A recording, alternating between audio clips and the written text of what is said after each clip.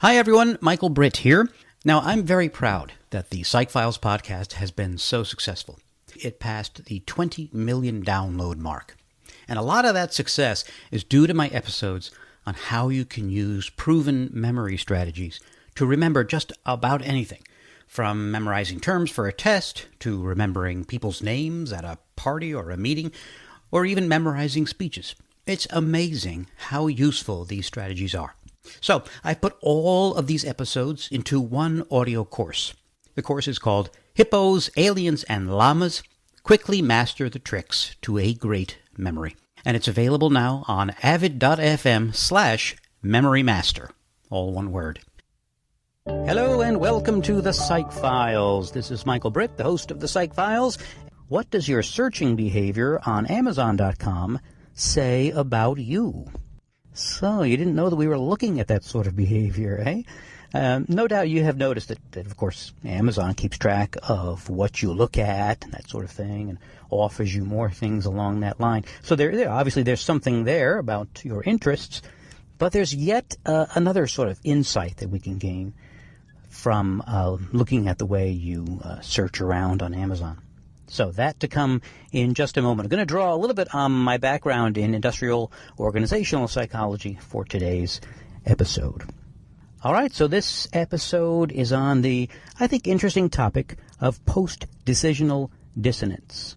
Now, we've talked a little bit about the topic of dissonance in a previous episode. Here is how it is related to your buying behavior. All that post-decisional dissonance is the tension that we tend to feel after we've bought some product. So, for example, if you've ever bought a car, you know that you put a lot of thought into it beforehand. You looked around, maybe you looked in some of the consumer's guides, and then finally you put your money down, you bought the car. So what happens? Well, probably within the next week, 2 weeks, maybe as much as a month, you tend to think back on that research and you think about the cars that you didn't buy. It was a tough decision. It's like buying a flat panel TV, right? Should it be LCD or plasma? Is it 32 inches, 40 inches? What brand name? What the heck is HDMI? You have all these difficult questions to answer, but finally you have to make a decision and put your money down. But what happens to every consumer is that after they buy something, they experience this post-decisional dissonance. Did I make the right choice? Now, you don't want to feel like you made a huge mistake. What makes us feel better after we've made a big buying decision is to think about the things that were right about that decision. So what we tend to do after we've made a big choice like this and put our money down on a big product is we like to think that the decision is a right one, right? So, because you don't want to feel like you made a huge mistake. So, for example, you think about the reasons why you bought the product.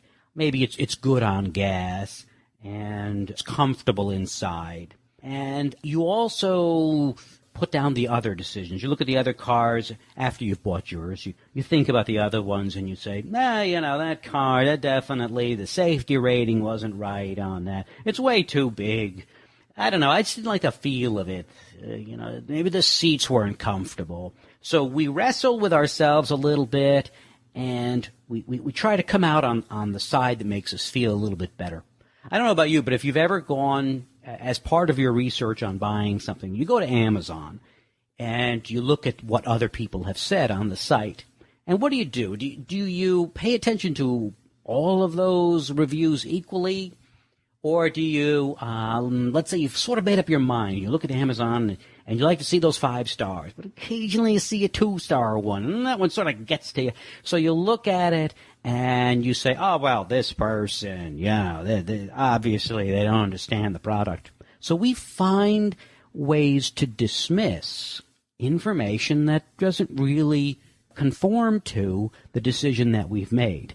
And, of course, we'd like to read all the 5-star reviews. Once you've had the product for a little while, you start to compare how the product is doing, let's say, again, a car or a TV set, to how you expected it. So is it meeting up to what I expected it to do? And if it doesn't, then you're dissatisfied. Business people ought to know, and those going into business ought to have a really good understanding of what causes consumer satisfaction, knowing that consumers will have this tension between what they think the product ought to do, what ought it be like, and what it's really like, means that we ought to pay attention to consumer expectations. So, for example, let's just take car gas mileage estimates. Now, most of us don't place much, shall we say, credit in what the manufacturers say about the gas mileage estimates on their car. It's unfortunate, but it's a history of knowing that cars generally don't live up to some of that marketing. It's sort of like computer batteries, laptop batteries. Nobody really believes what they're told anymore about how long batteries will last. The problem with making unrealistic claims about the product's performance is that afterwards the consumer will likely be dissatisfied. So do you test the battery or do you test the car's mileage under ideal conditions and then claim really good results? Or do you test car under more realistic conditions and then give the consumers a more conservative estimate? It probably is to your advantage to make a somewhat conservative estimate. Because if you say that the battery is going to last 3 hours and it lasts 3.5 hours, what happens? Consumers feel good about that choice. If you tell them that the car is going to get 30 miles a gallon and it gets 31 or 32, the consumer is more satisfied. If you tell them the car is going to get 40 miles a gallon and it gets 35, dissatisfaction. Greater sense of dissonance, greater post-decisional dissonance. And now you start to look at those alternatives that you could have bought, and you start to think maybe you made a mistake. What we know about customers, think about yourself, is that when you're satisfied, you probably don't do a heck of a lot about that. You probably tell some people, right? You tell a few people. And research tells us that you are likely to tell about 3 people that you're satisfied with the product. However, if you're unhappy, the research tells us that dissatisfied customers tell about 11 people about a product they don't like. In fact, if you go on to YouTube or Google and just put in the search terms dissatisfied or dissatisfied customer, you will see the lengths people go through to tell other people how unhappy they are about a product. Can you imagine going through the lengths of making a movie, which nowadays, as we know, is quite easy to do, either on your computer or on your cell phone, and then you could put it up on the internet and everyone knows about it. So 11 people? I don't know. The internet is going to make it possible for dissatisfied customers to tell millions of people. So the lesson is bad word of mouth travels fast, and it's probably traveling faster because of the internet. What companies have to do is aggressively pursue, particularly negative information. You have to pay attention to that information, and you have to sort of, get it out of your customers one way or another. Through surveys, through setting up complaint telephone lines, paying attention on your help systems to what the complaints are.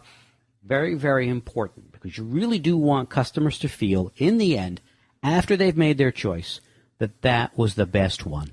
Okay, there you go. Next time on the Psych Files. Thanks a lot for listening, and take care. One last thing. Remember to check out my memory course. You can use these strategies to get better grades on your tests, to remember people's names, and even help you to remember those jokes you keep forgetting. So you will be amazed. avid.fm/memorymaster. That's avid, AVID.fm/memorymaster. Thanks.